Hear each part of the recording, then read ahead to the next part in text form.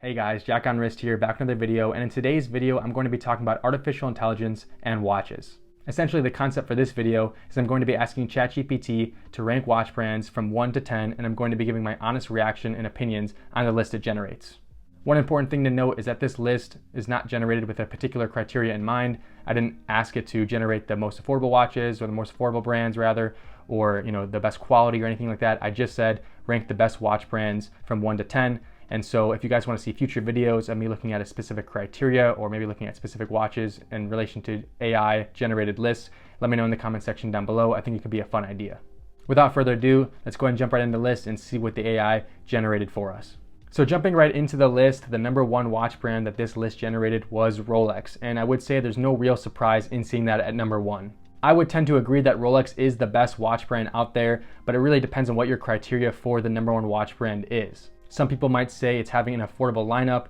Some might say it's having an expansive lineup of watches, many different choices.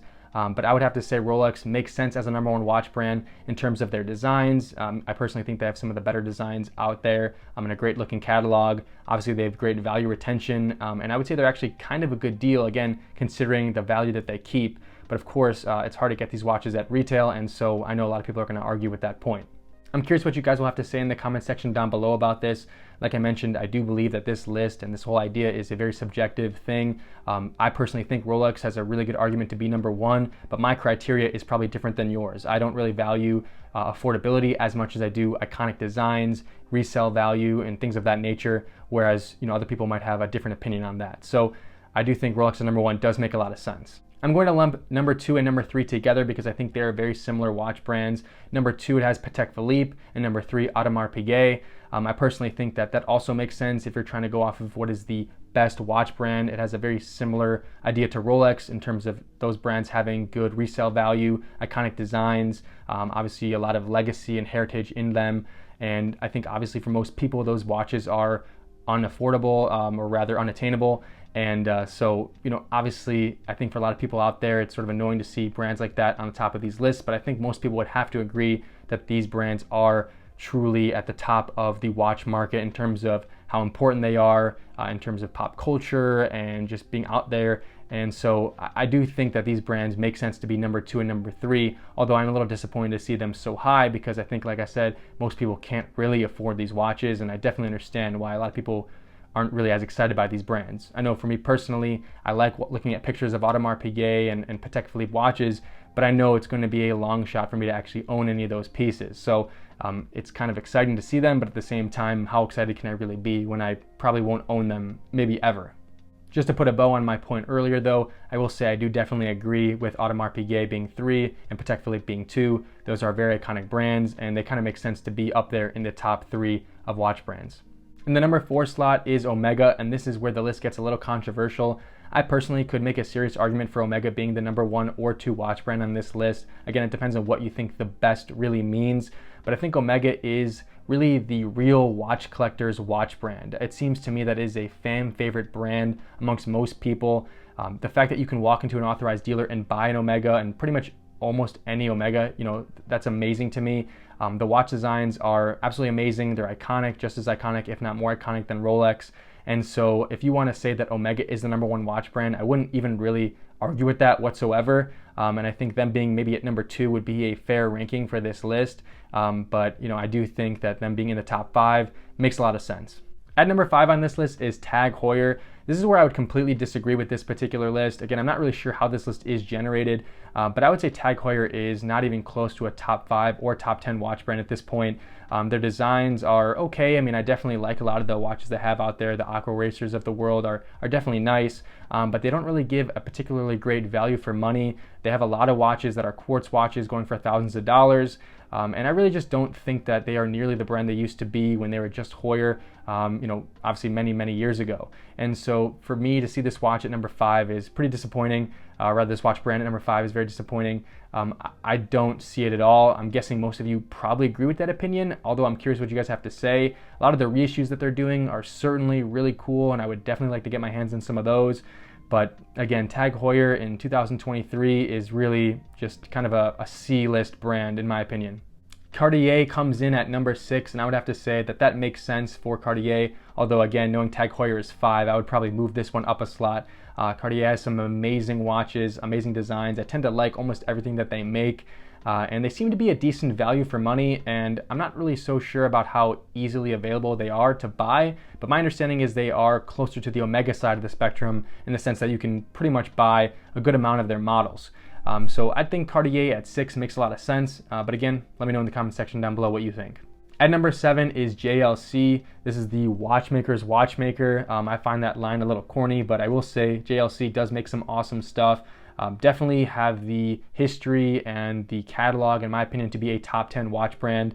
I don't love what they're doing nowadays. I definitely like some of their vintage models a little more, or I find them to be a little more appealing. But they definitely have a really nice catalog, and they still to this day have that reputation of being one of the more intricate, better made, just really nice brands. So, I mean, I don't have a ton to say on JLC. They seem to be pretty much a consensus pick that everyone seems to like. I don't really see too many people hate on JLC. Maybe there are people out there, and you know, if you feel that way, let me know, but I don't really see too many people disliking them. So them being a top 10 brand makes a lot of sense to me as well. So coming in at number 8 is Breitling. Breitling's a good brand in my opinion. I definitely don't dislike it. I see it all the time at the authorized dealers that I occasionally walk into. I'm not the biggest fan of some of their collaborations with Ford and some of the car companies and making those sort of car branded watches. Not really for me. I've never really liked too many collaborations within the watch world. I think it does kind of taint the legacy or just kind of the overall image of some of the brands. And so when you see a Ford Mustang or a Ford Bronco, Breitling watch, to me kind of doesn't sit right with me. But I will say, generally speaking, they make some amazing watches. They still stick to a lot of their older models that they know are winners. I think they've had a kind of a revitalization in the last couple of years. I think they had a new CEO of some kind take over, and so I think they're definitely on the right track, although I will say I'm not the biggest fan of those collaborations, but again, let me know in the comment section down below if you like those. At number 9 is another brand kind of like JLC that I think everyone pretty much likes, and that's IWC. I don't really see too much hate for IWC really ever. I really truly believe that they are kind of one of those brands that just kind of is a consensus liked brand by most people. Their designs are not offensive. They kind of stick to what they know, and they have some real cool models. So no arguments here, not a lot of a speech here for IWC, just a great brand. And finally at number 10 is Seiko, and I will say this is a bit crazy. I think Seiko should be a top 5 watch brand. It's pretty much the brand for the everyday person. It's affordable. Their designs are not only unoffensive, but they're pretty good. I mean, they have a lot of collaborations and a lot of anniversary special editions that I'm not the biggest fan of, and I made videos about them in the past. But generally speaking, I mean, you can't go wrong with a Seiko. I kind of liken it to Honda or Hyundai in terms of cars. They're reliable, they look pretty good, and you just can't really be mad at a Seiko. And so I understand they're not really luxury watches. Obviously, Grand Seiko is a whole different brand, and Creedor as well. And I really wouldn't consider them a luxury brand, but I don't really think that's important for the sake of this video. If we're talking about the best brands, I think Seiko has an insane catalog in terms of overall size and finding a watch for everybody. Some people might complain about that. I know I kind of like in some ways that Rolex, for example, has a very tight catalog with only a very particular lineup. But just in general, I think it's kind of good that you have brands out there that, like Seiko, just really have a watch for everybody. I think that is important for certain brands, and I think for Seiko, that's part of their identity. So I want to talk a little bit about the omissions from this list. I think there are a couple big ones that come to mind right away, just kind of glancing at it. Number 1 is Casio. I think Casio easily is a top 10 watch brand. I'm not 100% sure who I would take out exactly, but Casio is such a good brand, kind of like Seiko. They're reliable. They might even fit that Honda, Hyundai sort of analogy a little better. G-Shocks are probably the best watch in terms of just overall functionality and the price point. And I do think Casio deserves a spot on this list, but again, deciding who would have to leave this list is a tough one. Obviously, Tag Heuer would probably leave this list, and maybe Breitling, at least in my personal opinion, but I will say, some people out there probably do really like Breitling and might want to take something else out of this list. And then for similar reasons to Patek Philippe and Audemars Piguet, I do think Vacheron Constantin has a spot in the top 10 because of their status as a holy trinity watch brand. Their designs are amazing. The things that they're doing are just really, really cool. And so if you agree with those two brands being in the top 10, I think you have to put Vacheron on there as well. But if you don't really have that mindset, you want to take both those brands out, I wouldn't argue with that. I think that they're obviously in a whole different category that is so unattainable that it really kind of doesn't make sense for the average person to even think about. And then in the same light as the holy trinity of watches, I think A. Lange deserves to be in the top 10 based off of just kind of the cool things that they're doing and how beautiful they are. But again, it's hard to really think about brands like that because it is so unattainable. And the final omission, in my opinion, is Nomos. Nomos has a completely in-house operation, and from the standpoint of getting a in-house watch and a really nice design of that Bauhaus style, I think Nomos at their value is a great brand. You can't really go wrong. They probably don't have the heritage that some of the other brands have, but I do think they have a serious contendership for being in the top 10 as well. So that's pretty much the video. That is the top 10 list of watch brands that the ChatGPT AI software generated. Generally speaking, it's a pretty solid list, but of course depends on what your personal definition of what the best watch brand truly is.